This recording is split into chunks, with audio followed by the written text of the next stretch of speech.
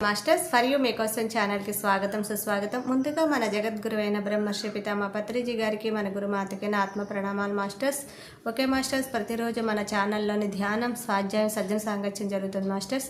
అలాగే జూమ్ సెక్షన్లో పాల్గొన్న మాస్టర్లకి, యూట్యూబ్లో చూస్తున్న మాస్టర్లకు కూడా ధన్యవాదాలు తెలుపుకుందాం. ఓకే మాస్టర్స్, ఈరోజు మన ఛానల్కి సీనియర్ పిరమిడ్ మాస్టర్ గారైన సత్యవతి గారు ఆలుగడ్డ నుంచి వచ్చారు. మేడం గారిని సాదరంగా ఆహ్వానించుకుందాం. ఈరోజు మేడం చెప్పబోయే టాపిక్ లలిత సహస్రనామాలు. ఈ గొప్ప ఆత్మజ్ఞానం అందించడానికి మేడం గారికి వెల్కమ్ చెప్దాం మాస్టర్స్. నమస్తే madam, welcome madam. Okay madam, thank you madam. Okay masters, అందరికీ ఆత్మ ప్రణామములు. శుభోదయం, శుభ సోమవారం. అద్భుతమైన వైశాఖ మాసంలో పరమ పవిత్రమైనటువంటి ఈ సోమవారం రోజున ఈ విశ్వానికి అంతటికీ ఆధారమైనటువంటి ఆ చైతన్య శక్తి జగన్మాత ఆది పరాశక్తి లలితా పరమేశ్వరి యొక్క లలిత సహస్రనామాల యొక్క అర్థాలను, అంతరార్థాలను అద్భుతంగా మనం ఈరోజు తెలుసుకుందాం. అద్భుతమైనవి లలిత రహస్య సహస్రనామాలు.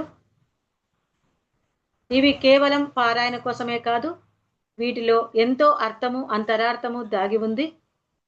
వీటిలో కొంత భాగాన్ని, కొంత జ్ఞానాన్ని మనం ఇప్పుడు తెలుసుకుందాం. ముందుగా విశ్వగురువు, జగద్గురువు అయినటువంటి శ్వాస విద్యను, బ్రహ్మ విద్యను, ఆధ్యాత్మిక విద్యను విశ్వమంతా ప్రచారం చేసి ఉన్నత లోకాలకు ఎగిసిపోయిన మన గురువు గారైన బ్రహ్మర్షి పితామహ పత్రిజీ గారికి, సహధర్మచారిణి స్వర్ణమాల అంబకు హృదయపూర్వక పాదాభివందనములు, ధన్యవాదములు, కృతజ్ఞతలు తెలుపుకుంటున్నాము. ఈ ఛానల్ని అద్భుతంగా నడిపిస్తున్నటువంటి పిరమిడ్ మాస్టర్కి ధన్యవాదములు, ఆత్మ ప్రణామములు తెలుపుకుంటూ, ఇంతటి అద్భుతమైన మానవ జన్మనిచ్చినటువంటి నా తల్లిదండ్రులకు పాదాభివందనములు, ధన్యవాదములు, కృతజ్ఞతలు.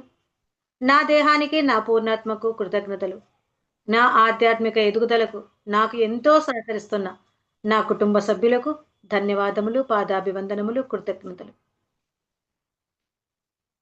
ఓకే మాస్టర్స్, లలిత రహస్య సహస్రనామాలు ఎంతో అద్భుతమైనవి. ఇవి బ్రహ్మాండ పురాణంలో ఉత్తరఖండంలో వసిన్యాది వాగ్దేవతల చేత స్వరపరచి, చేకూర్చి, రచింపబడి, అందులో కీర్తింపబడి పొందుపరిచిన అద్భుతమైన 1000 నామాల మణిహారం. అమ్మకు సమర్పించేటటువంటి 1000 నామాలు. వాటన్నింటినీ ఒక పూలమాల ఎలాగైతే సూది దారంతో కుడితే ఎలా పొందికగా ఉంటుందో, అలా ఒక్కొక్క నామము, ఆ నామానికి యొక్క ఆధారం ఎవరు అంటే అమ్మనే. ఒక్కొక్క నామం యొక్క అర్థానికి ఆ నామాల యొక్క ఆధారం, ఆ నామానికి ఒక్కొక్క నామం ఇలా పెడుతూ ఉంటే వాటన్నిటికీ అర్థము, ఆ నామాల యొక్క అన్నిటికీ ఆధారము ఆ చైతన్య స్వరూపినటువంటి లలితా పరమేశ్వరి. అటువంటి అద్భుతమైన ఈ నామాలను వశిన్యాది వాగ్దేవతలు స్వరపరచి, చేకూర్చి అద్భుతంగా కీర్తించారు. వీటిని హయగ్రీవుల వారు, స్వయంగా విష్ణుమూర్తి అవతారమైనటువంటి హయగ్రీవుల వారు అగస్త్యుల వారికి, మహర్షి అతను ఎంతో విజ్ఞానాన్ని సంపాదించి వేద పురాణ ఇతిహాసాలు, శాస్త్రాలు అన్నింటినీ అధ్యయనం చేసినటువంటి గొప్ప ఋషి, ఆ మహర్షికి అందించినటువంటి అద్భుతమైన నామాలు లలిత రహస్య సహస్రనామాలు. వీటిని మన సీనియర్ పిరమిడ్ మాస్టర్ గారు అయినటువంటి జక్కా పద్మ గారు అద్భుతంగా అద్వైత అర్థంలో మనకు ఈ పుస్తకం ద్వారా రూపొందించారు. వారికి కూడా ధన్యవాదములు తెలుపుకుందాం. హయగ్రీవుల వారికి, అగస్త్యుల వారికి, పద్మ గారికి అందరికీ ధన్యవాదములు తెలుపుకుందాం. వీటిని ఒక్కొక్క నామము ఒక్కొక్క అర్థం మాస్టర్స్. ఇవన్నీ ఒక్కొక్క బిరుదు అమ్మకు. ఈ లలితా సహస్రనామాలంటే అమ్మ గురించి కాదు, అంతా మన గురించే. మనం అంటే ఎవరు, మనం ఎలా జీవిస్తున్నాం, ఎలా జీవించాలి, మన దేహం ఎలా నిర్మితమైంది, మనలో ఏమేమి ఉన్నాయి, అసలు ఈ దేహం ఎలా తయారైంది, ఈ దేహంలోకే మనం ఎందుకు వచ్చాము, ఇటువంటి దేహాన్ని మనం ఎందుకు తీసుకున్నాము, అంతా మన గురించే. అంతా మన గురించే కీర్తించి స్వరపరిచినటువంటి అద్భుతమైన నామాలు. ఒక్కొక్క నామం ఒక్కొక్క అర్థం మాస్టర్స్. అద్భుతమైన నామాలు, అద్భుతమైన అర్థాలు. ఇప్పుడు మనం మొదటి శ్లోకంలోనికి ప్రయాణిద్దాం. ఒక్కసారి అమ్మను స్మరించుకుంటూ ఆ శ్లోకంలోకి వెళ్దాం. ఓం ఐం హ్రీం శ్రీం శ్రీ మాత్రే నమః. ఓం ఐం హ్రీం శ్రీం శ్రీ లలితాదేవ్యై నమః. ఓం నమః శివాయ. ఓకే మాస్టర్స్, మొదటి నామం శ్రీమాతా శ్రీ మహారాజ్ఞి శ్రీమత్ సింహాసనేశ్వరి చిదగ్నికుండ సంభూత దేవ కార్య సముద్యత. శ్రీమాత మొదలు పెట్టడమే శ్రీ అని పెట్టారు మాస్టర్. శ్రీ అంటే మనం పూర్వకాలంలో లెటర్స్ రాసేటప్పుడు శ్రీమాన్, శ్రీమతి అని మొదలు పెట్టేవాళ్ళం. అంటే స్త్రీకి అంత గొప్ప విలువ. స్త్రీ అంటే శూన్యం, స్త్రీ అంటే శక్తి, స్త్రీ అంటే విద్య, స్త్రీ అంటే మహావిద్య. అన్నీ స్త్రీ, ఎంతో గౌరవమైన వాచకం. అందుకే ఇక్కడ శ్రీమాత. మాత అంటే తల్లి. ఎవరికి తల్లి? విశ్వానికి అంతటికీ తల్లి. విశ్వం అంటే ఏంటి? ఈ జగత్తు. ఈ జగత్తు అంటే ఏమిటి? అంటే జగత్తు జరిగిపోతూ ఉంటుంది. జగత్తు అంటే గడిచిపోతూ ఉంటుంది. ఒక్క జాయతే ఇది జగత్తు. జరుగుతూ ఉంటుంది. ఒక్క క్షణం అంటూ ఆగదు, ఎప్పుడూ కదిలిపోతూ ఉంటుంది. అదే జగత్తు. అటువంటి జగత్తుకు తల్లి ఎవరు? ఆ అమ్మ. ఎవరు? లలితా పరమేశ్వరి. ఇప్పుడు మనం అనుకుంటాం ఈ విశ్వమంతా ఎలా నడుస్తుంది? ఏమనుకుంటారు అంటే, నేనే వండుకుంటున్నాను, నేనే తింటున్నాను, నేనే పిల్లల్ని కంటున్నాను, అన్ని నా వల్లనే జరుగుతున్నాయని సామాన్యమైన మానవుడు అనుకుంటాడు. కానీ పంటలు పండించేది కూడా నేనే అనుకుంటాడు. భూమి దున్నేది నేనే, ఆ పంట పండించేది నేనే అనుకుంటూ ఉంటాడు. కానీ నిజంగా మనం విత్తనం వేస్తాం. విత్తనం వేసిన విత్తనము అది మొలకెత్తాలి అంటే ఒక శక్తి ఉండాలి. ఆ శక్తి ఏది? అది మనకు కనపడని శక్తి. మనం అనుకుంటాం, నేను మంచి విత్తనాలు వేశాను, నా భూమి చదునుగా ఉంది, నా భూమి మంచిగా ఉంది, కాబట్టి విత్తనం బాగా మొలకెత్తింది అని మనం అనుకుంటాం. కానీ ఆ విత్తనం కూడా మొలకెత్తడానికి ఒక చైతన్య శక్తి ఉంది. ఆ చైతన్య శక్తే అమ్మ. అదే శ్రీమాత.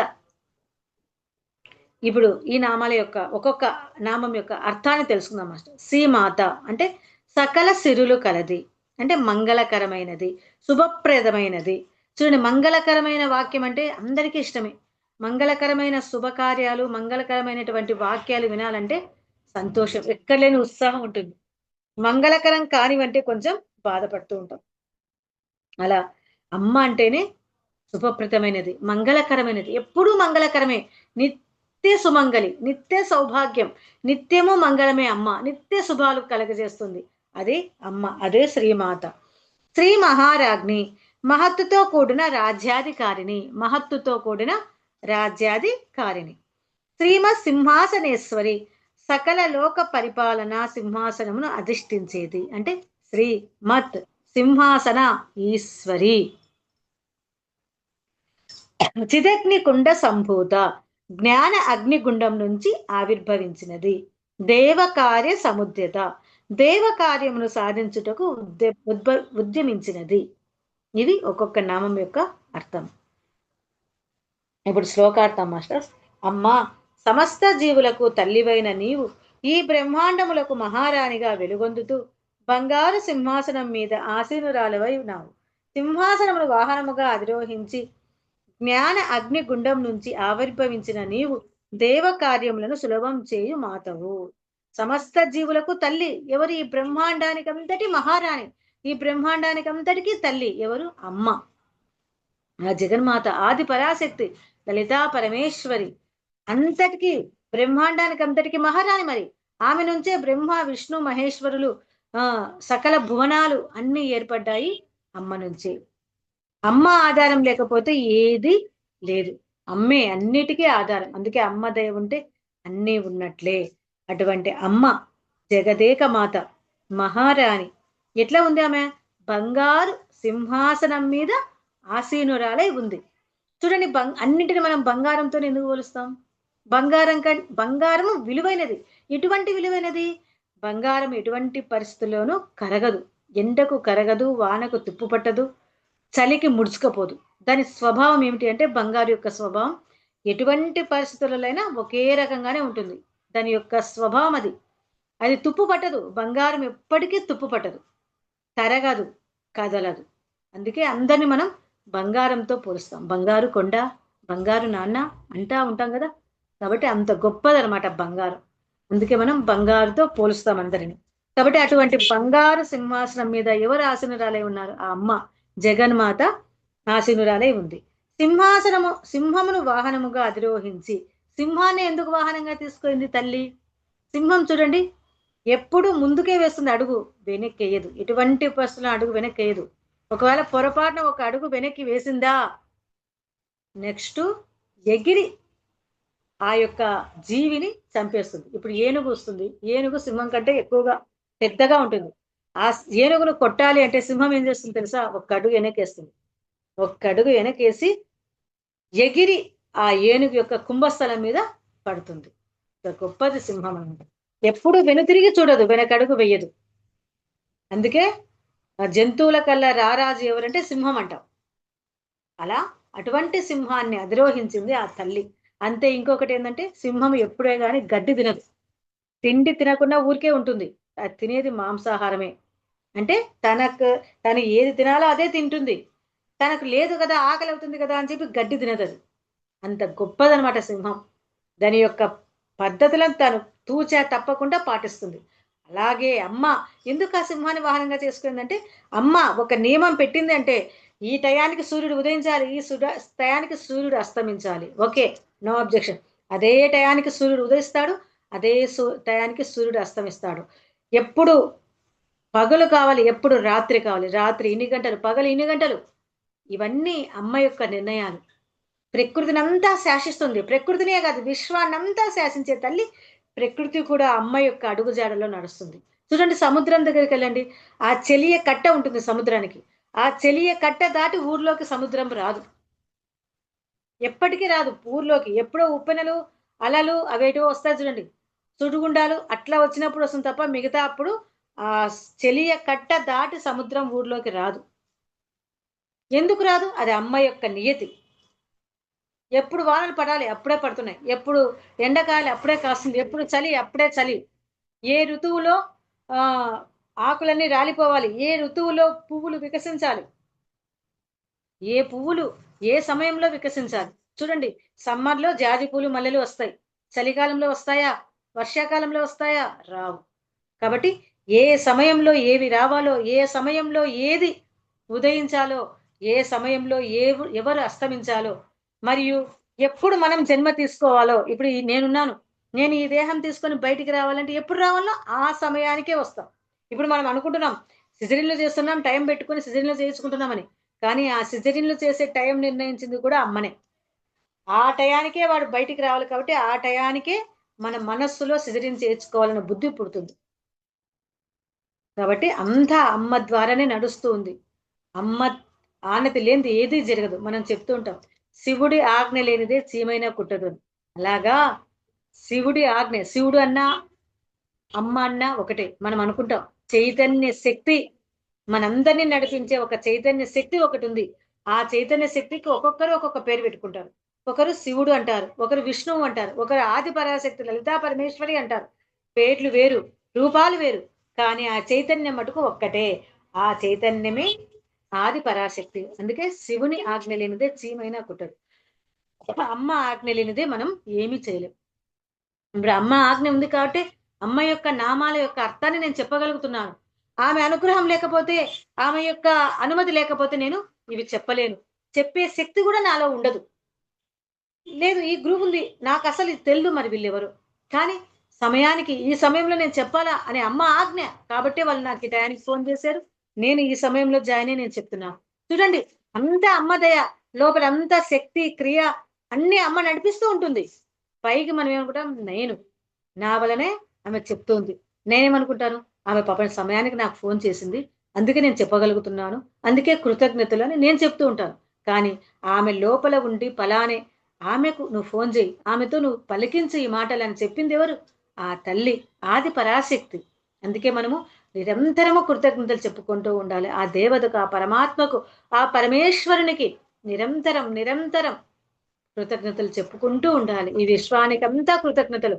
నీళ్లు తాగనీకి, అన్నం తిననీకి, మంచి మంచి రుచికర పదార్థాలు ఇచ్చినందుకు వాటికి, నీళ్లు తాగితే దప్పిక తీరుతుంది, అన్నం తింటే ఆకలి తీరుతుంది.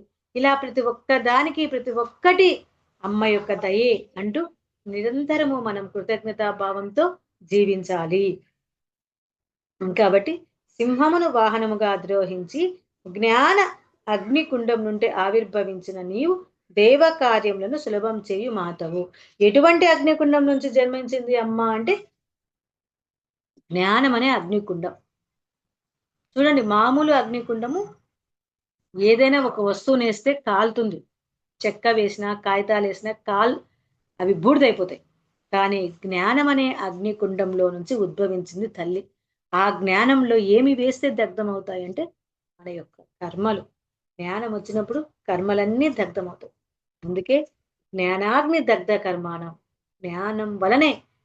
జ్ఞానం అనే అగ్ని వలనే మన కర్మలన్నీ దగ్ధమైపోతాయి. కాబట్టి ఆ జ్ఞానం అనే అగ్నిగుండం నుంచి ఆవిర్భవించిన నీవు దేవ కార్యములను సులభం చేయు మాతవు. దేవ కార్యాలన్నింటినీ సులభం చేసే మాత. ఆమె ఆది పరాశక్తి, జగజ్జనని, విశ్వమాత, లలితా పరమేశ్వరి.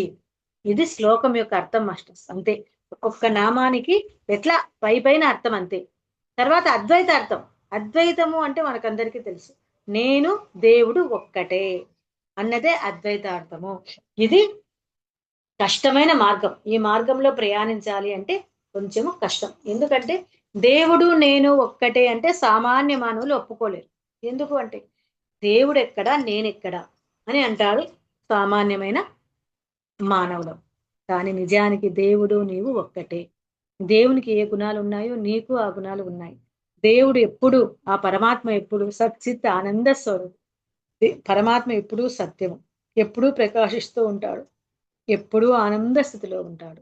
కాబట్టి పరమాత్మ ఎప్పుడు సచ్చిత్ ఆనంద స్వరూపం. మనం కూడా అంతే. మనలో ఉండే చైతన్యం కూడా ఎల్లప్పుడూ ఉంటుంది, ఎల్లప్పుడూ ప్రకాశిస్తుంది. ఎప్పుడు మనం ఆనందంలోనే ఉంటాం. అందుకే మనం ఆనందం కావాలని తాపత్రయపడుతూ ఉంటాం. ఎప్పుడు మనకేం కావాలంటే ఆనందం కావాలి. ఏ పని చేసినా, ఏ స్థితి చేసినా మనం ఏమనుకుంటూ ఉంటామంటే నాకు ఆనందం కావాలి, నేను ఆనందంగా ఉండాలి, ఆనందమే నా స్వరూపము. ఎందుకు మనం ఆనందం కావాలనుకుంటూ ఉంటాం? మన స్వరూపమే ఆనందం. కాబట్టి మనకు ఆనందం కావాలి అని అందుకే ఏ పని చేసినా దేనికోసం చేస్తాం? ఆనందం కోసమే చేస్తాం. కాబట్టి అది మాస్టర్స్. కాబట్టి అటువంటి అద్వైత అర్థాలను మనకు జక్కా పద్మ గారు అద్భుతంగా వివరించారు. ఇప్పుడు వీటి యొక్క అద్వైత అర్థాన్ని మనం తెలుసుకుందాం. సమస్త సృష్టికి మూలమైనది శక్తి. సమస్త సృష్టికి శక్తి లేకుంటే ఏం చేయలేం మాస్టర్. శక్తి ఉంటేనే ఏమైనా చేయగలుగుతాం. ఇప్పుడు దేహం బాగా అందంగా ఉంటుంది, కోమల పడుకుంటాడు వాడు, శక్తి లేదు అక్కడ. సూర్యునికేమో ముఖం బాగా అసలు ఎంత అందంగా ఉంటారంటే అంత అందంగా ఉంటారు, కానీ కోమాలో పడిపోయింటారు. దానివల్ల ఏమైనా ఉపయోగమా? శక్తి లేకపోతే దేహం ఉండి వేస్టే కదా. కాబట్టి శక్తి, సమస్త జగత్తుకు ఏది మూలం అంటే శక్తి. శక్తికి అధిష్టాన దేవత ఎవరు? జగదాంబికైనటువంటి ఆ లలిత పరమేశ్వరి. నిర్గుణము, సూక్ష్మ రూపము, శుద్ధ చైతన్య స్వరూపము జగన్మాత మూలతత్వము. నిర్గుణం, అమ్మకు ఎటువంటి గుణాలు లేవు. సూక్ష్మ రూపం అమ్మ కనపడుతుందే మన కళ్ళకు. ఇప్పుడు మనలో ఉండే చైతన్య శక్తి మనకు కనపడుతుందా? ఇప్పుడు నేను నేను అంటున్నావు, నేను ఎవరు అంటే నువ్వు చెప్పగలుగుతావా? చెప్పలేవు. నేను అని ఇక్కడే చూపిస్తావు. అంటే ఈ దేహాన్నంతటిని నడిపిస్తుందే ఆ శక్తే నేను, అంతే. కాబట్టి అటువంటి శక్తి సూక్ష్మ రూపం మరియు చైతన్య స్వరూపం. నిర్గుణం, గుణాలు ఏమీ ఉండవు అమ్మకు. మన చైతన్యాన్ని కూడా ఎటువంటి గుణాలు ఉండవు. ఏమేమి గుణాలు? సత్వ రజస్తమో గుణాలు. గుణాలకు అతీతమైనది అమ్మ. ఈ మూడు గుణాలు ఏవి ఉండవు అమ్మ దగ్గర. అమ్మకు సత్వగుణము, రజోగుణము, తమోగుణము ఏమీ ఉండవు. అందుకే అమ్మ జగన్మాత. నిర్గుణం, సూక్ష్మ రూపం, సూక్ష్మంగా ఉంటుంది, అందరిలో సూక్ష్మంగా ఉండి అన్ని పనులు చేస్తూ ఉంటుంది. అదే సూక్ష్మ రూపం. మరియు శుద్ధ చైతన్య స్వరూపం. శుద్ధ చైతన్యం, అక్కడ ఎటువంటి కొరత ఉండదు. శుద్ధ చైతన్యం అనమాట. కొంచెమన్నా కొరత అంటూ ఏమీ ఉండదు. లేమి అనేదే ఉండదు, కొరత అనేది ఉండదు. అటువంటి జగన్మాతనే ఈ విశ్వానికి అంతటికీ మూలం. ఆ మూలతత్వాన్ని ఆది పరాశక్తిగా మూల శక్తిగా, మూల ప్రకృతిగా ఆరాధిస్తారు. ఆ మూలతత్వాన్ని ఏ విధంగా ఆరాధిస్తామంటే ఆది పరాశక్తిగా, మూల శక్తిగా, మూల ప్రకృతిగా. మూల ప్రకృతి మనందరినీ నడిపించేటటువంటి ఒక శక్తి ఉంది. అదే మూల ప్రకృతి. ఈ పెంచీకటి మనం కూర్చుంటాం ధ్యానంలో. కూర్చున్నాక శూన్యంలోకి వెళ్తాం. శూన్యం వెళ్ళిన తర్వాత ఆ శూన్యం తర్వాత ఒక చీకటి. ఆ చీకటికి ఆ అవతల ఒక చైతన్య స్వరూపం ఉంది. ఆమె అదే అమ్మ, అదే జగన్మాత. అందుకే దాన్ని మూల ప్రకృతి అంటే అజ్ఞానం. ఆ మూల ప్రకృతికి ఆ అవతల ఉండే శక్తే అమ్మ. మూల ప్రకృతి అంటే అజ్ఞానం, అంధకారం, మాయ. ఇది అన్నమాట. ఆ మూల ప్రకృతికి అవతల ఉండేటటువంటి ఆ శక్తే అమ్మ. శ్రీమాత రహస్యమైనది, గుహ్యమైనది. ఈ నామమే ఎంతో మధురమైనది. శ్రీ అంటే శూన్యము, శ్రీ అంటే శుభకరము, శ్రీ అంటే మంగళకరము, శ్రీ అంటే జగన్మాత, శ్రీ అంటే ఆది పరాశక్తి, శ్రీ అంటే సత్యము, శ్రీ అంటే నిత్యము, శ్రీ అంటే శాశ్వతము. అంటే అద్భుతమైనది శ్రీ. అటువంటి శ్రీ, అటువంటి అమ్మ యొక్క నామము గుహ్యమైనది అంటే రహస్యమైనది. గుహ్యం అంటే రహస్యం. కొన్ని రహస్యాలు ఉంటాయి, అవి అందరికీ చెప్పకూడదు. అందుకే చెప్తారు కదా, సంసారం గుట్టు వ్యాధి రట్టు. సంసారం గుట్టుగా చేయాలి, ఎవ్వరికి తెలియకూడదు. నీకెంత ఆస్తి ఉంది, నీకెంత పాస్తి ఉంది, నువ్వు ఎంత ఖర్చు పెడుతున్నావు, ఎంత మిగిలిస్తున్నావు, ఇవి ఎవరికి చెప్పకూడదు. ఇదంతా గుట్టుగా చేయాలి సంసారం. వ్యాధి రట్టు. నీకు ఒక వ్యాధి వచ్చింది, నీకు కాలు నొప్పి వచ్చింది, చేయి నొప్పి వచ్చింది, అందరికీ చెప్పుకోవాలా. ఎందుకంటే ఒక్కొక్కరు ఒక్కొక్క సలహా చెప్తారు.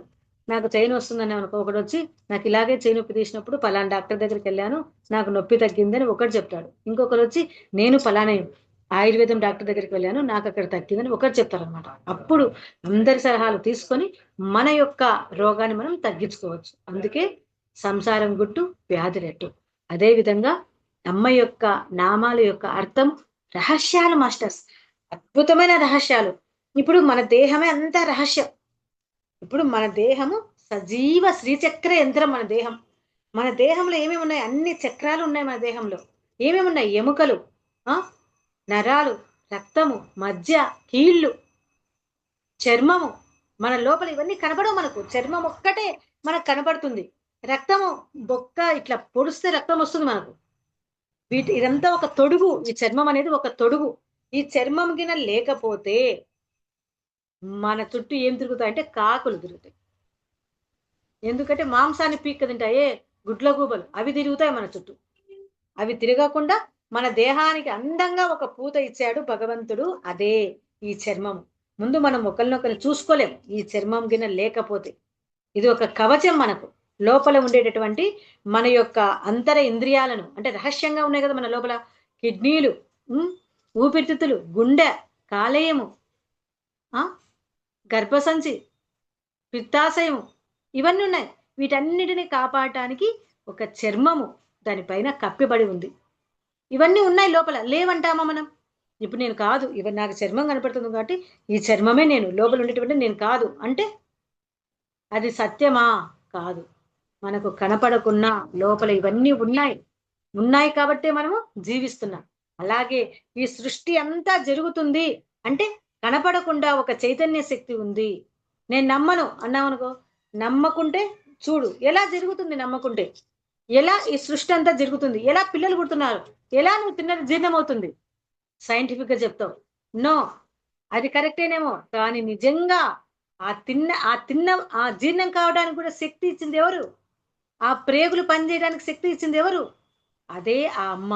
అటువంటి అమ్మ లేదు అంటే అది అసత్యము. ఇంకా మనం బాగా ఆలోచిస్తే మనం ఏం తింటున్నాం?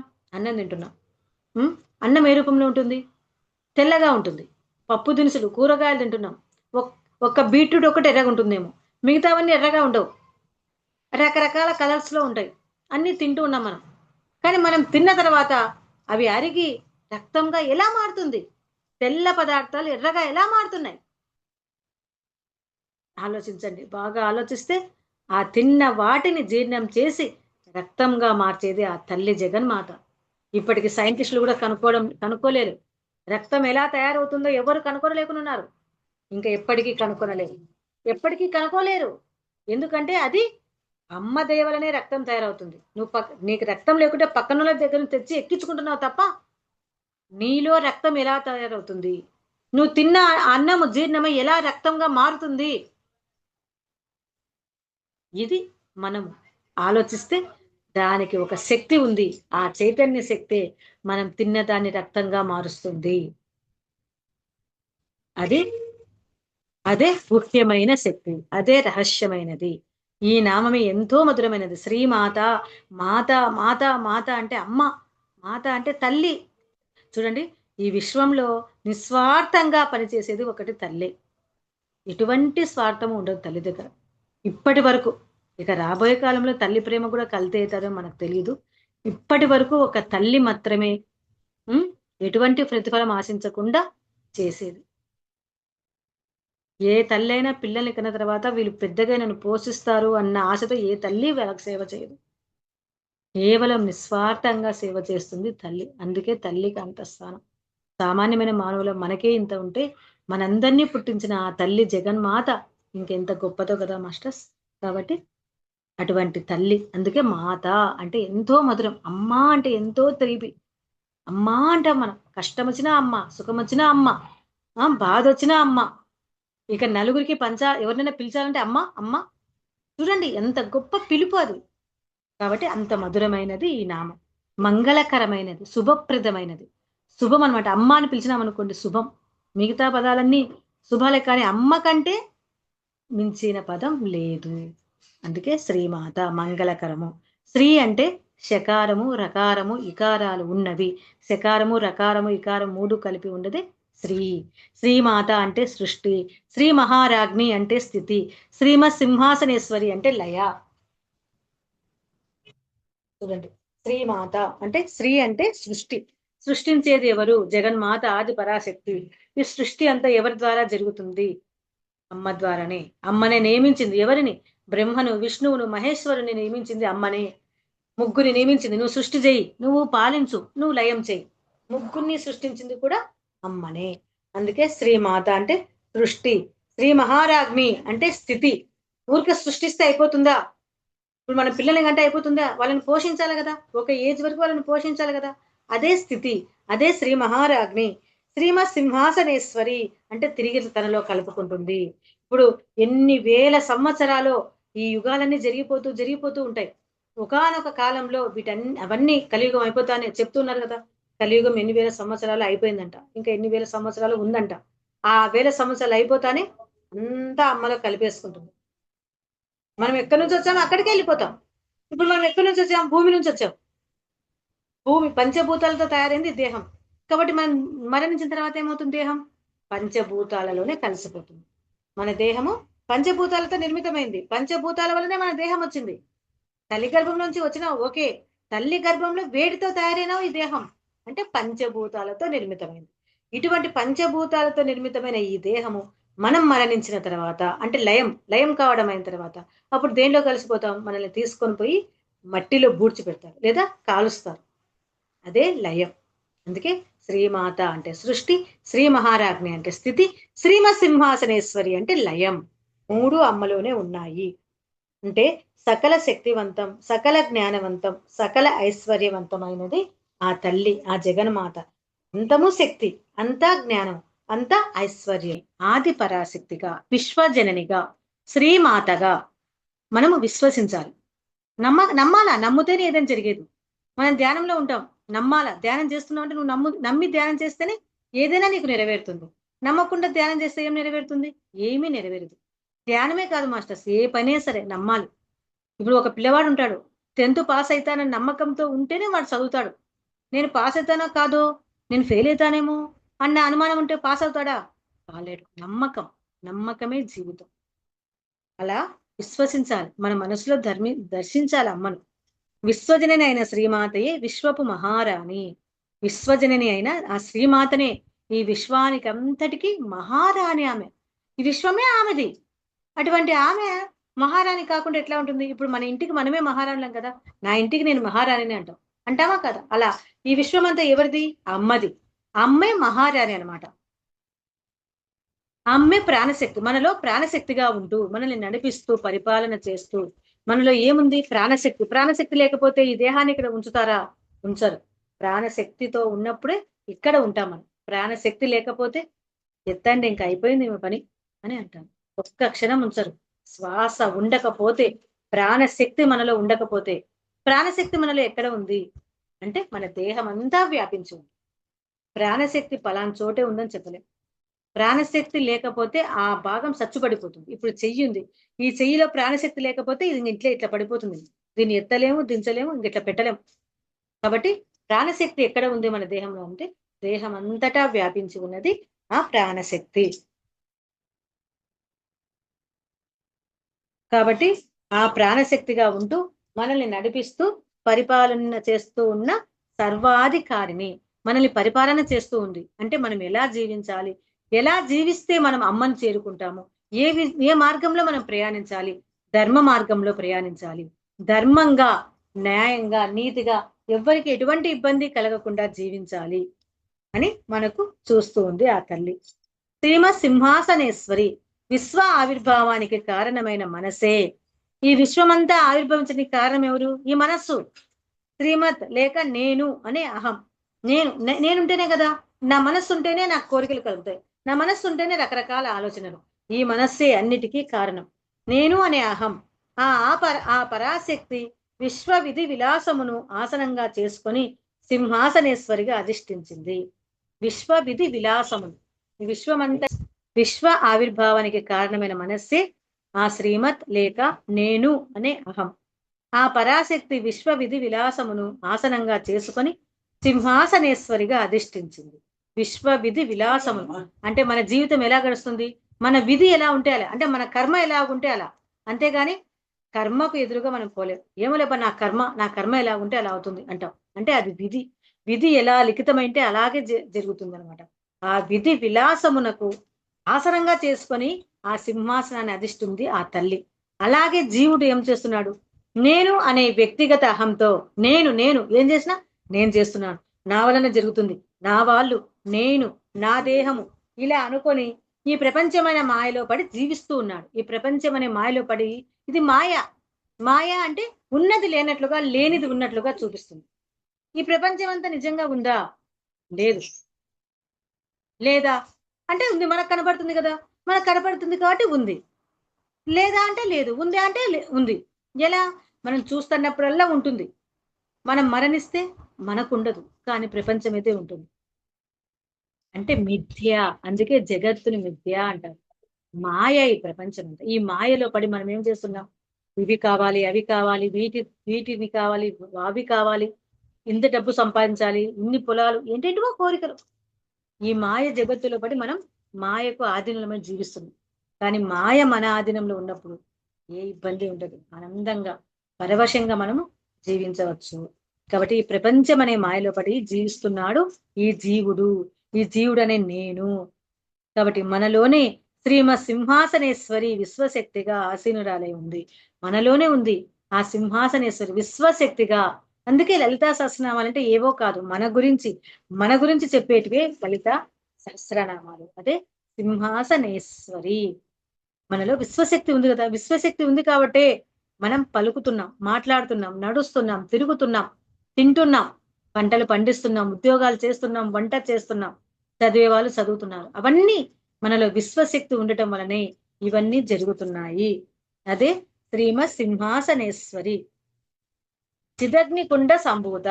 సకల మానవాళిలో ఆ విశ్వశక్తి తన శరీరంలో మూలాధార చక్రంలో కుండలిని శక్తి రూపంలో నిద్రావస్థలో ఉంది. మన దేహంలో సకల మానవాళి యొక్క దేహంలో కుండలిని శక్తి రూపంలో అంటే మూలాధార చక్రం 3 అంగుళాల కింద ఉంటుంది ఈ యొక్క కుండలిని శక్తి. అది నిద్రావస్థలో ఉంటుంది. సాధకుడు ఏం చేయాలి? శ్వాస మీద ధ్యాస ఉంచి నిత్య సాధన ద్వారా మనలో ఉన్న కుండలిని శక్తిని జాగృతం చేసుకోవాలి. నిరంతరం శ్వాస మీద ధ్యాస అనే సాధన చేయడం వలన మనలోని కుండలిని శక్తి జాగృతం అవుతుంది. ఆ కుండలిని శక్తి జాగృతం అవునప్పుడు మన మనస్సు ఏమవుతుంది అంటే, మన మనస్సు ఈ చిత్తము ఇంద్రియాల ద్వారా బయటికి పోకుండా నిరోధించి అంతర్ముఖం చేసినప్పుడే మనస్సు ప్రాణశక్తితో లయమై చిత్తం శూన్యమవుతుంది. అలా చిత్తం శూన్యమైనప్పుడు అగ్ని వలె సూర్యకాంతుల తేజస్సుతో ప్రకాశవంతమైన కుండలిని జాగరణ జరుగుతుంది. ఆ కుండలిని శక్తిని చిదగ్ని కుండ సంభూత అని అంటారు. మనలో కుండలిని శక్తి ఉంది కదా మాస్టర్స్, ఎలా ఉంది? నిద్రాణమై ఉంది. మనం ఎలా సాధన చేయాలి? శ్వాస మీద ధ్యాస. అలా ధ్యానం చేసినప్పుడు మనలోని కుండలిని శక్తి జాగృతమై చిత్తము శూన్యమవుతుంది. కుండలిని శక్తి జాగృతమైన చిత్తము శూన్యమైనప్పుడు ఇంద్రియాలని బయటికి చూడండి. మన ఇంద్రియాలు, కర్మేంద్రియాలు, జ్ఞానేంద్రియాలన్నీ బయటికే ఉన్నాయి. ఈ ముఖంలోనే 5 ఉన్నాయి: కళ్ళు, ముక్కు, నోరు, చెవులు, చేతులు, కాళ్ళు, మల మూత్ర ద్వారాలు అన్ని బయటికే ఉన్నాయి. వీటన్నింటినీ అంతర్ముఖం చేసుకోవాలి. బయటికి పోనీయకుండా అంతర్ముఖం చేసుకున్నప్పుడు ఏమవుతుంది? కుండలిని శక్తి జాగృతం అవుతుంది. జాగృతమై మనలో చిత్తము శూన్యమవుతుంది. చిత్తము శూన్యమైనప్పుడు ఏమవుతుందంటే మనలోని శక్తి, ఆ కుండలిని శక్తి 1000 సూర్యుల కాంతి ఎలా వెలుగుతుందో అలా మనలో ఆ చైతన్యము దేదీప్యమానంగా వెలుగుతుంది. ఆ శక్తిని, ఆ కుండలిని శక్తిని చిదాగ్ని కుండ సంభూత అని అంటారు. అంటే ఇప్పుడు ఉదాహరణ కొంచెం కట్టెల పొయ్యి ఉంటుంది. కట్టెల పొయ్యి మనకంటే ఇప్పుడు మనకందరికి తెలిసే ఉంటుంది. ఇప్పుడు పిల్లలకంటే తెలిసే ఉంటుంది. కట్టెల పొయ్యిలో కట్టెలు పెట్టినప్పుడు చుట్టూ పొగ కమ్ముకొని ఉంటుంది, లోపల నిప్పు ఉంటుంది. మనము ఈ ఊపిరితో చూసుకునేట్లా ఊపినప్పుడు ఆ పొగంతా పక్కకు పోయి అగ్ని వెలుగుతుంది. అలా మనలో కూడా ఆ శక్తి కప్పుకొని ఉంది. దేనితో? మాయ చేత, అజ్ఞానం చేత, అవిద్య చేత. ఈ యొక్క జ్ఞానం అనే శక్తి కప్పబడి ఉంటుంది. మనం ఎప్పుడైతే శ్వాస మీద ధ్యాస నిలిపినామో, సాధన చేసినామో, అప్పుడు ఆ పొగ అంతా, అంటే ఈ అజ్ఞానం అనే పొగ అంతా పోయి అది వెలుగుతుంది. ఏం వెలుగుతుంది? మనలో ఉండే జ్ఞానం వెలుగుతుంది. ఆ జ్ఞానం ప్రకాశించినప్పుడు మన చిత్తం శూన్యమవుతుంది. చిత్తం శూన్యమైనప్పుడు ఇంద్రియాలన్నీ అంతర్ముఖం అవుతాయి. ఇంద్రియాలన్నీ అంతర్ముఖమైనప్పుడు అనంతమైన జ్ఞానాన్ని పొందుతాం. ఆ జ్ఞానం వలన ఈ దేహం నేను కాదు, ఈ మనస్సు నేను కాదు, ఈ బుద్ధి నేను కాదు, వీరెవరూ నేను కాదు, ఇదంతా ఏది నేను కాదు, నేను కేవలం చైతన్య స్వరూపాన్ని. వీటన్నిటితో నాకు ఎటువంటి సంబంధము లేదు. వీటన్నిటితో నాకు ఏ సంబంధము లేదు. నేను కేవలం సాక్షి స్వరూపాన్ని. జరిగేవన్నీ జరుగుతూ ఉంటాయి, జరగనివన్నీ జరగవు. నువ్వు అనుకున్నది జరిగినా, అనుకోనిది జరిగినా, ఏం జరిగినా ఒకే రకంగా ఉంటాడు జీవుడు ఎప్పుడు? ఇటువంటి జ్ఞానం వికసించినప్పుడు. దానికోసమే ఈ సాధన. అదే చిదగ్ని కుండ సంభూత. తర్వాత దేవకార్య సముద్యత. దేవకార్య సముద్యత. మానవ లక్ష్యం, మానవ జన్మ లక్ష్యం ఏంది? మోక్ష సాధనే. మన లక్ష్యం ఏంది? అసలు మన జన్మం ఎందుకు తీసుకున్నాం? తిని పడుకొని పిల్లల్ని కనడానికి. అవి చేసేది జంతువులు కూడా చేస్తాయి అతను. మన మామూలుగా మనిషికి జంతువులకు గల తేడా ఏంటి అంటే, మానవుడికి బుద్ధి ఉంది, మనసు ఉంది, దాన్ని మార్చుకునే శక్తి ఉంది. కానీ జంతువులకు లేదు. చూడండి, జంతువులు తింటున్నాయి, మనము తింటున్నాం. జంతువులు పడుకుంటున్నాయి, మనము పడుకుంటున్నాం. జంతువులు పిల్లల్ని కంటున్నాయి, మనము పిల్లల్ని కంటున్నాం. కానీ జంతువులకు లేనిది మనకు ఉన్నది బుద్ధి. ఆ బుద్ధి ఎందుకు ఉపయోగించాలి? మన లక్ష్య సాధనకు ఉపయోగించాలి. మన లక్ష్యం ఏంది? మోక్షమే మన లక్ష్యం. అసలు లలిత అంటే అర్థం ఏంటో తెలుసా మాస్టర్స్? లక్ష్య సాధనలో లిప్త కాలంలో తరింప చేసే తల్లి. మన లక్ష్యం ఏంటి? ఆ మోక్షాన్ని పొందడమే మన లక్ష్యము. ఆ లక్ష్యంని లిప్త కాలంలో, అంటే లిప్తం అంటే ఏంటి? కన్ను మూసి తెరిసే లోపల ఆ లిప్త కాలంలో మనకు అటువంటి శక్తిని కలిగింపచేసి తరింపచేసే తల్లే లలిత. దళిత అంటే అర్థం అది ఏంటి? లక్ష్య సాధనలో లిప్త కాలంలో తరింప చేసే తల్లి, అదే లలిత. కాబట్టి మన లక్ష్యం ఏది? మోక్ష సాధన. మోక్షం అంటే ఏంది? అన్నింటినీ వదలడము. వదలడము అంటే ఏంటి? వదిలేసేయాలన్నీ. ఇప్పుడు అహంకార మమకారాలను, కామ క్రోధ మోహ మద మాశ్చర్యాలను, నేను నాది అన్న భావనలను అన్నిటినీ వదిలేయాలి. వదిలిపెట్టమని ఇక్కడి నుంచి వదిలి ఎక్కడికో వెళ్ళమని కాదు, మానసికంగా వదలాలి. భౌతికంగా ప్రపంచంలో ఉంటూ మానసికంగా ఈ ప్రపంచాన్ని వదలాలి, ఈ విశ్వాన్ని వదిలిపెట్టాలి.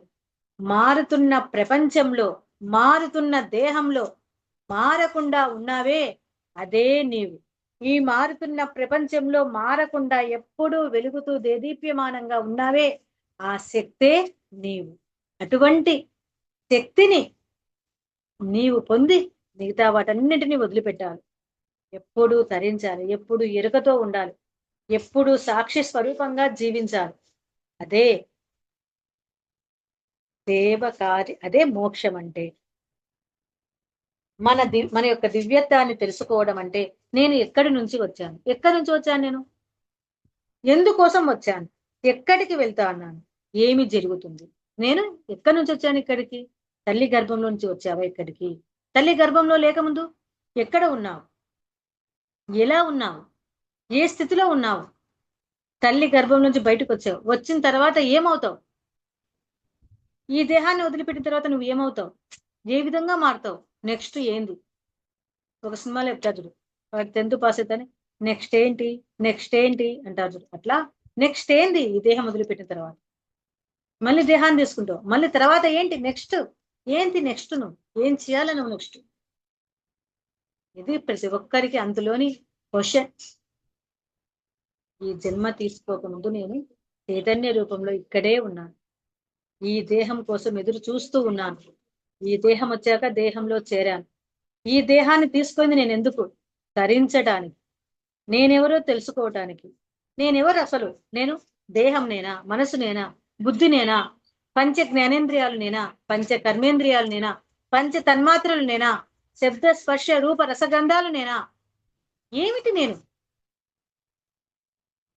అని? ఈ పేరు నేనా, నాకు ఒక పేరుంది, ఈ పేరు నేనా? వీటన్నింటికి అతీతమైనటువంటి ఆ చైతన్య స్వరూపం దీన్ని నడిపి, ఈ దేహానికే పేరు, ఈ దేహానికే చేతులు కాళ్ళు అన్ని. నేను దేహం కాదు. మామూలుగా మనం ఏమంటాం, నాకు చెయ్యిని వస్తుందంటాం. నువ్వే దేహం అయితే నాకు చెయ్యిని వస్తుందని ఎందుకంటావు? నా చెయ్యిని వస్తుందని ఎందుకంటావు? నా ఇల్లు అంటావు, అలాగే నా దేహం అంటావు. నా చెయ్యి, నా కాళ్ళు, నా కళ్ళు, నా ఇల్లు. అట్లా నా ఇల్లు అని ఎలా అంటున్నావు? ఈ దేహాన్ని కూడా నాది అంటున్నావు. ఇంటికి దీనికి తేడా లేదు. ఇండ్లు ఇటుక సిమెంట్లతో కట్టితే అది కూడా పంచభూతాలతోనే కట్టబడి ఉంటుంది. ఇల్లు కూడా, మనం నివసించే ఇల్లు కూడా మట్టి ఉంటుంది, నీరు ఉంటుంది, గాలి ఉంటుంది, అగ్ని ఉంటుంది, అన్ని ఉంటాయి. అగ్ని ఉంటేనే కదా సిమెంటు ఇటుకలను కాల్చి కదా పెట్టేది, అంటే అక్కడ అగ్ని ఉన్నట్లే కదా. ఎలాగైతే ఈ ఈ ఇంటిని పంచ భూతాలతో నిర్మితం చేశామో, మన దేహం కూడా పంచభూతాలతోనే నిర్మితమైంది. భూమి ఉంది, అగ్ని ఉంది, నీరు ఉంది, వాయువు ఉంది, ఆకాశం ఉంది మన దేహం. అలా మనం తెలుసుకోండి. అటువంటి ఈ ఇటువంటి దేహము నేను కాదు అని తెలుసుకోవాలి. అలా తెలుసుకొని ఎక్కడికి వెళ్తాను నేను? మరణించిన తర్వాత నేను ఎక్కడికి వెళ్తాను? ఎక్కడికి వెళ్తావు నువ్వు? ఇంకో జన్మ తీసుకుంటావా? ఆ జన్మ ఎలా తీసుకుంటావు? ఎట్లా తీసుకుంటావు? ఈ జన్మల యొక్క కర్మ ఫలాలను బట్టి ఇంకో జన్మ తీసుకుంటావు. అసలు ఏమి జరుగుతుంది? ఏం జరుగుతుంది ఈ విశ్వంలో? ఎప్పుడు ఇదేనా? వండుకోవడం, తినడం, పడుకోవడం, మళ్ళీ మరణించడం, మళ్ళీ జన్మ తెచ్చుకోవడం. ఇప్పుడు ఇది ఒక భవరోగం మాస్టర్స్. ప్రతి ఒక్క మానవునికి ఒక రోగం ఉంది. ప్రతి ఒక్కరికి పుట్టిన ప్రతి ఒక్కరికి ఒక రోగం ఉంది. అదే భవరోగం. భవరోగం అంటే జనన మరణాలను, ఎప్పుడు జననం తీసుకోవడం, మరణించడం, పుట్టడం, చావడం, పుట్టడం, పెరగడం, చావడం. 6 వికారాలు ఈ దేహానికి ఉన్నాయి. పుట్టడం, వృద్ధి చెందడం, స్థిరంగా ఉండడం, క్షీణించడం, నశించడం. 6 వికారాలు. ఫస్ట్ ఉండడం, ఎక్కడ? తల్లి గర్భంలో ఉంటావు, బయటికి వస్తావు, పుడతావు, తర్వాత పెరుగుతావు కొంచెం, తర్వాత కొన్ని రోజులు స్థిరంగా ఉంటావు, తర్వాత తగ్గుతూ తగ్గుతూ తగ్గుతూ వస్తుంది, తర్వాత నశిస్తాం, క్షీణిస్తుంది, తర్వాత నశిస్తాం. ఇది ఈ దేహం యొక్క తత్వం, ఈ దేహం యొక్క లక్షణం. కానీ మన యొక్క లక్షణం, మనం ఎప్పుడూ ఒకే రకంగా ఉంటాం. ఇవన్నీ మనం తెలుసుకోవాలి. ఊరికే ధ్యానంలో కూర్చోమన్నాడు కదా అని చెప్పి ఊరికే కూర్చుంటే ఏం రాదు. అక్కడ కూర్చోవాలి, ధ్యానంలో కూర్చున్నా సరే. శూన్యంలోకి పోవాలి అంటే ముందు ఆలోచన చేస్తూ చేస్తూ చేస్తూ ఉంటే ఎటువంటి ఆలోచన రహిత స్థితికి వెళ్తావు. ఏం ఆలోచన చేస్తుంటావు నువ్వు కూర్చున్నావు? ఏం టిఫిన్ చేయాలి, ఏం వంట చేయాలి, ఈ రోజు ఏం చేయాలి, ఈ ఉద్యోగం ఎట్లా చేయాలి, నా బిడ్డకు ఉద్యోగం వస్తుందా రాదా, వాళ్ళు ఏ మాటలు అన్నారు, ఇవి గుర్తు కాదు, ఇవిగా తెచ్చుకోవాల్సింది. ఆధ్యాత్మిక విద్యను మనము మనన చేసుకుంటూ చేసుకుంటూ కూర్చుంటే ఒకానొక సమయంలో శూన్యంలోకి వెళ్ళిపోతావు. అక్కడికి ఏమి ఉండదు, అసలు ఏముండదు అక్కడ. నువ్వు నేను ఏముండదు. అటువంటి స్థితికి మనం వెళ్ళాలి. వెళ్ళాలి అంటే నిరంతర ధ్యాన యోగ సాధన, సజ్జన సాంగత్యము, స్వాధ్యాయము 3 చేస్తూ ఉండాలి. ఈ 3 మన దేహానికి 3 పూట్ల ఎలాగైతే ఆహారాన్ని అందిస్తామో మన ఆత్మకు ఈ 3 నిజమైన ఆహారము. ఈ విధంగా మనం తెలుసుకోవాలి. అది తెలుసుకోవడమే ధ్యానం యొక్క లక్ష్యం. జాగరణ పొందిన కుండలిని శక్తి అంటే జాగృతం అవుతుంది. కుండలిని శక్తి జాగృతమై ఏం చేస్తుంది, సాధకుడిని తన కర్మ బంధముల నుండి తప్పిస్తూ, మన యొక్క కర్మ బంధాలు ఉంటాయి. ఎన్నో బంధాలతో ఈ జన్మ తీసుకున్నాం. ఒక్క బంధమా మాస్టర్స్? కాదు కదా. అందుకే అమ్మ, నాన్న, అత్త, మామ, మళ్ళా మనకు పిల్లలు, మళ్ళా తమ్ముళ్ళు, చెల్లెళ్ళు, ఇవన్నీ కర్మ బంధాలే. మళ్ళీ ఒక్కొక్కసారి నొప్పి, ఒక్కొక్కసారి బాధ, ఒక్కొక్కసారి సంతోషం, ఇవన్నీ కర్మ బంధాలే. వీటన్నిటిని తప్పిస్తూ, వీటన్ని తప్పించుకోవాలి. దివ్య కార్యమైన మోక్షం పొందటానికి ఉద్యమించాలి. దివ్య కార్యం ఏది? దివ్య కార్యం అంటే మోక్షం. మోక్షమే దివ్య కార్యం. మనం జన్మ తీసుకున్నామంటే దానికి గల మొట్టమొదటి కార్యం ఏది అంటే మోక్షమే. అటువంటి మోక్షాన్ని పొందటానికి మనము ఈ ప్రయత్నాలన్నీ చేయాలి. మనలోని హింసా ప్రవృత్తులే రాక్షస గుణాలు.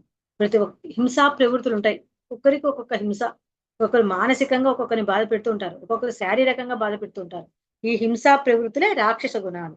సాత్విక ప్రవృత్తులే దైవ గుణాలు. సాత్విక ఎవ్వరిని ఏమనరు, ఎవరు ఏమన్నా ఓర్చుకుని ఉంటారు. ఇవన్నీ సాత్విక గుణాలు. సాధకుడు ఈ రెండింటినీ సంస్కరించుకుంటూ తనలోనే ఉన్న దివ్యత్వం వైపు ఉద్యమించడమే దేవకార్య సముద్యత. తనలో ఉండేటటువంటి ఈ సాత్విక గుణాలను, రాజసిక గుణాలను, తామసిక గుణాలను, దైవ గుణాలను అన్నింటినీ సవరించుకుంటూ సంస్కరించుకుంటూ ఉంటూ దివ్యత్వం వైపు అంటే ఆ పరమాత్మ తత్వం వైపు ఎవరైతే ప్రయాణిస్తారో అదే దేవకార్య సముద్యత. దీనికి ఒక ఉదాహరణ చెప్పుకున్నాం. పాండవులు కౌరవులు ఉన్నారు. ఇప్పుడు పాండవుల దగ్గరికి కృష్ణ పరమాత్మ ధర్మరాజుని పిలిచాడంట. పిలిచి, బావా నువ్వు చాలా మంచివాడివి అన్నాడు.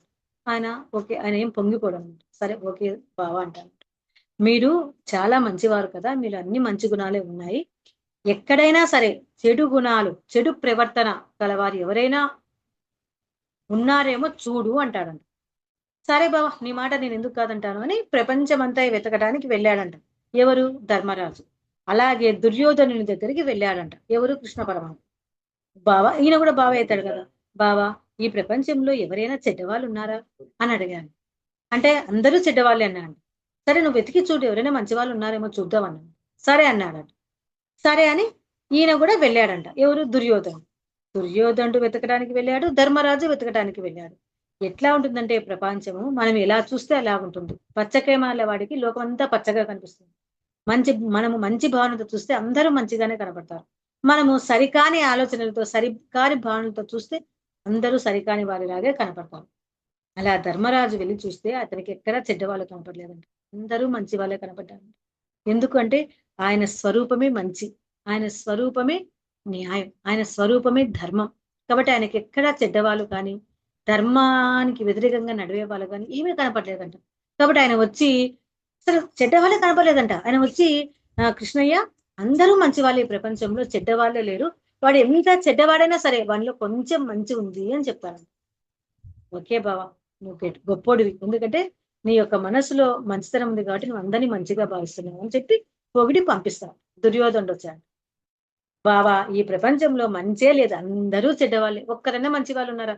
ప్రతి ఒక్కరూ చెడ్డవాడే అంటారు. ఎందుకు? వాని బుద్ధి చెడ్డ బుద్ధి, వాని బుద్ధి సరికాని బుద్ధి, అసత్య మార్గం, అధర్మ మార్గం, అన్యాయం. కాబట్టి వానికి ప్రపంచం అంతా అన్యాయంగానే కనపడుతుంది. ఎంత వెతికినా వారిలో ఒక్కరన్నా కొంచెమన్నా చెడ్డ బుద్ధి కనపడుతుంది అని చెప్తాడు దుర్యోధను. కాబట్టి మనము అధర్మాన్ని, అన్యాయాన్ని, అశాంతిని మరియు సరికాని భావనలను తొలగించుకుంటూ సరైన భావనలో ప్రయాణిస్తూ ఉంటే మనకు కూడా ఈ ప్రపంచంలో అందరూ మంచి వాళ్ళే కనపడతారు. కాబట్టి అటువంటి స్థితికి మనం వెళ్ళాలి మాస్టర్స్. అటువంటి స్థితికి వెళ్ళాలి అంటే దైవ కార్య సముద్యత, మంచి లక్షణాలను, మంచి భావాలను, మంచి గుణాలను, మంచి నడవడికను, మంచి ప్రవర్తనను దైవ మార్గంలో, ఆధ్యాత్మిక మార్గంలో ప్రయాణించే శక్తిని మనం కలిగి ఉండాలి. మంచి భావాలు, ఎవ్వరిని బాధ పెట్టకూడదు, ఎవ్వరిని ఇబ్బంది పెట్టకూడదు. మాటలతో కానీ, చేటలతో కానీ, దేహ భ్రాంతితో కానీ ఎవ్వరిని ఇబ్బంది పెట్టకూడదు. ఏ విధంగా కూడా ఇబ్బంది పెట్టకుండా అందరినీ సమానంగా, అందరిలో ఉన్నది చైతన్యమే, నేనొక్కనే కాదు చైతన్య స్వరూపం, అందరిలో చైతన్యం ఉంది, అందరూ నాతో సమానమైన వారే అన్న భావనను కలిగి ఉండాలి. చెప్పడం సులభం మాస్టర్స్, ఆచరణలో పెట్టారు. చెప్పడం చాలా సులభం. ధర్మరాజు యక్ష ప్రశ్నల్లో యక్షుడు అడుగుతాడు, ఈ విశ్వంలో సులభమైనది ఏది అని అడుగుతాడు. ఎదుటి వారికి సలహాలు ఇవ్వడం, ఎదుటి వారికి బోధించడం, ఇది చాలా సులభం. తను ఆచరించడం కష్టం, తను ధర్మ మార్గంలో ప్రయాణించడం కష్టం, కానీ ఎదుటి వారికి చెప్పడం చాలా సులభం. కాబట్టి సులభమైన మార్గం ఏది అంటే ఒకరికి చెప్పడం. కాబట్టి చెప్పడం కాదు, ఆచరణలో పెట్టుకోవాలి, ఆచరణ చెయ్యాలి. ఇదే మన యొక్క ధ్యేయం కావాలి, ఇదే ఒక మన ధర్మం కావాలి, ఇదే ఒక మన నిత్యమైనటువంటి నిత్య కృత్యం కావాలి. ఈ విధంగా మనం జీవించాలి. అలా జీవిస్తూ దేవ కార్యాలను చేయడమే దేవ కార్య సముద్యత. ఓకే మాస్టర్స్, ఇక ఇది మొదటి శ్లోకం. శ్రీమాత శ్రీ మహారాజ్ని శ్రీమత్ సింహాసనేశ్వరి చిదగ్నికుండ సంభూత దేవ కార్య సముద్యత. నెక్స్ట్, ఉద్యద్భాను సహస్రాభ చతుర్బాహు సమన్విత రాగస్వరూప పాషాఢ్య క్రోధాకారం కుశోజ్వర. ఉద్యద్భాను సహస్రాభ, ఉదయించిన సూర్యుని 1000 కిరణాల తేజస్సు. సూర్యుడు ఉదయించినప్పుడు ఎలా ఉంటుంది? తేజస్సుతో దేదీప్యమైన వెలుతురు, కాంతి. అలా ఉద్యద్భాను సహస్రాభ కిరణాలు ఎలా దేదీప్య, ఆ కిరణాలు ఆ ఉదయించేటప్పుడు కిరణాలు చూడండి ఇంత బాగుంటాయో, అటువంటి కిరణాలు. చతుర్బాహు సమన్విత, 4 చేతులు కలిగి ఉన్న తల్లి. ఏంటంటివి 4 చేతులు? మన లలితా పరమేశ్వరి ఫోటో చూస్తే 4 చేతులు ఉంటాయి. ఏంటంటివి? ధర్మ అర్థ కామ మోక్షములు. ఈ 4 చేతులు కలిగిన తల్లి. లాగ స్వరూప పాషాఢ్య, రాగద్వేషాలనే పాశాలతో, అంటే రాగద్వేషాలనే బంధాలతో చిక్కుకుపోయిన క్రోధాకారం కుశోజ్వల, ఒక చేత భౌతిక కోటి సూర్యుల కాంతితో వెలుగొందుతూ రాగస్వరూపమైన పాశం, అంటే అందరినీ రాగంతో, ప్రేమతో, దయతో, కరుణతో చూచే ఒక పాశము. అంకుశం అంటే ఎవరైనా తప్పు పని చేస్తే అట్లా పొడుస్తాడు. ఏనుగు మీద ఒక చిన్న అంకుశం పెట్టుకొని మామిడివాడు కూర్చోంటాడు. ఏనుగు ఏదైనా తప్పు పని చేస్తే దాన్ని ఇట్లా కూర్చుతాడు అన్నమాట. దాన్ని ఆధీనంలోకి తెచ్చుకోవడానికి అట్లా కూర్చుతే ఏనుగు తన ఆధీనంలోకి వస్తుంది. అలా మనల్ని కూడా నిరంతరము ఏదైనా తప్పు చేస్తే అంకుశంతో, అంటే కష్టాలు అనే అంకుశంతో మనల్ని సరైన మార్గంలోనికి ప్రయాణింపచేస్తుంది ఆ తల్లి. ఒక చేత కోదండము, మరొక చేత పంచపుష్పములు, 5 పుష్పములు. అవే పంచ జ్ఞానేంద్రియములు, పంచ కర్మేంద్రియములు, అవే పంచభూతములు. ఈ విధంగా ధరించి ఉన్న ఆ తల్లి. ఇది భౌతిక శరీరంలో ఏముంటుందంటే ప్రాణశక్తి కుండలిని శక్తిని కేంద్రానికి తీసుకుని మూలాధారంలో ఉన్నంత కాలం మానవ మేధస్సు ఏమవుతుంది? తామస గుణాన్ని కలిగి ఉంటుంది. మూలాధార చక్రం కింద ఉంది కదా ఈ కుండలిని శక్తి. అది ఉత్తేజితం కానంత వరకు ఏమవుతుంది అంటే సుడులు తిరిగి ఉండి తామస గుణంతో ఉంటుంది, అంటే తమో గుణంతో ఉన్నప్పుడు మనము ఎటువంటి జ్ఞానాన్ని పొందలేం. సాత్విక గుణాన్ని అలవర్చుకోవాలి. తమో గుణానికి ఉదాహరణగా కుంభకర్ణుని చెప్తారు రామాయణంలో. మనకు ముఖ్యంగా 3 గుణాలు ఉంటాయి మాస్టర్స్: సత్వ రజస్ తమో గుణాలు. సత్వగుణానికి విభీషణుడు, తమో గుణానికి రావణాసుడు, కుంభకర్ణుడు, రజోగుణానికి రావణాసుడు. చూడండి, తమో గుణాన్ని అసలు ఉంచకూడదు. అందుకే శ్రీరాముడు కుంభకర్ణుణ్ణి బాణాలు వేసి ఏ పాటుకు ఆ పాటు, చేతులకు చేతులు, కాళ్ళకు కాళ్ళు, నడుముకు నడుము అట్లా కొట్టి పారేస్తాడు. తమో గుణము చాలా డేంజర్. ఎప్పుడు తినడము పడుకోవడము మజ్జు, ఆ తమో గుణం ఉండకూడదు. అందుకే ఆ తమో గుణాన్ని రాముడు తన బాణాలతో కొట్టి పారేశాడు. 2 రావణాసుడు రజోగుణం. తమో గుణం కంటే రజోగుణం కొంచెం మేలు, కానీ రజోగుణంలో కూడా ఉండకూడదు. ఎందుకు? అన్నీ నాకే కావాలి, అందరూ నన్నే పొగడాలి, నేనే గొప్పవాణ్ణి, ప్రపంచంలో ఏదైతే గొప్ప వస్తువు ఉందో ఆ గొప్ప వస్తువు నా దగ్గరే ఉండాలి అన్నది రజోగుణం యొక్క తత్వం. ఆ రజోగుణాన్ని కలిగిన వాడు రావణాసుడు. అందుకే ఆ రామచంద్రుడు రజోగుణాన్ని పూర్తిగా నిర్మూలించేశాడు. ఒక్క బాణంతో కొట్టేశాడు రావణాసురుణ్ణి. ఆ! కడుపు కింద అమృత భాండారం ఉంటే, అతను నాభి కింద ఉంటే ఒకే ఒక్క బాణంతో ఆ భాండాగారాన్ని కొట్టేసి రావణాసుని వధించాడు. తర్వాత సత్వగుణం విభీషణుడు తన దగ్గరికి చేర్చుకున్నాడు. విభీషణుడు సత్వగుణ సంపన్నుడు. ధర్మ మార్గంలో ప్రయాణించాడు. న్యాయ మార్గంలో ప్రయాణించాడు. ధర్మాన్ని ఎక్కడా తప్పలేడు. అటువంటి గొప్పవాడు విభీషణుడు. అటువంటి విభీషణుణ్ణి, ఆ సత్వగుణ సంపన్నుడైనటువంటి ఆ విభీషణుణ్ణి తన దరికి చేర్చుకున్నాడు శ్రీరామచంద్రుడు. కాబట్టి మనం కూడా రజోగుణాన్ని, తమో గుణాన్ని వీలైనంత వరకు తొలగించుకుంటూ సత్వగుణాన్ని పెంపొందించుకున్నాం.